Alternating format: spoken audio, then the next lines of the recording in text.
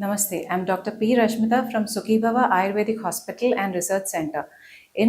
Female infertility cases ఈ మధ్య చాలా పెరగడం చూస్తున్నామండి. అది మెయిన్గా వాళ్ళ సెడెంటరీ లైఫ్ స్టైల్ వల్ల ఉండొచ్చు, లేదా చాలా స్ట్రెస్తో గురి అయిన వాళ్ళలో చూస్తూ ఉంటాము. ఫెయిల్డ్ ఐయుఐ కానివ్వండి, ఫెయిల్డ్ ఐవీఎఫ్స్ కానివ్వండి, ఇలాంటి కేసెస్ కూడా లాస్ట్కి మన దగ్గరికి వచ్చి పాజిటివ్ రిజల్ట్స్తోని వచ్చిన కేసెస్ ఎన్నో ఉన్నాయి. సో ఈ కేసెస్లో ఏమవుతుంది అంటే, ఫస్ట్ ఆఫ్ ఆల్ వాళ్ళకి డయట్తో పాటు వాళ్ళకి వాళ్ళ డైలీ దినచర్య అడ్వైస్ చేయడం జరుగుతుంది.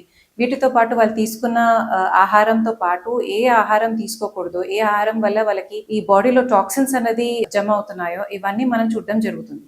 సో ఈ బాడీ టాక్సిన్స్ అన్నది పోవాలి అంటే మనకు వాళ్ళకి వమనం చికిత్స, విరేచన చికిత్స, వేరే పంచకర్మ చికిత్సలు కూడా అడ్వైస్ చేయడం జరుగుతుంది. దీనితో మనకి ఛాన్సెస్ ఆఫ్ కన్సెప్షన్ అనేది ఇంక్రీజ్ చేస్తాము. అట్ ద సేమ్ టైం వాళ్ళ కన్సెప్షన్ ఏదైతే బేబీ ఉంటుందో అదొక హెల్దీ బేబీ అయ్యే, ఫ్యూచర్లో హెల్దీ బేబీ వచ్చేలాగా కూడా ఈ పంచకర్మ చికిత్సలు అన్నది చాలా హెల్ప్ఫుల్గా ఉంటుంది.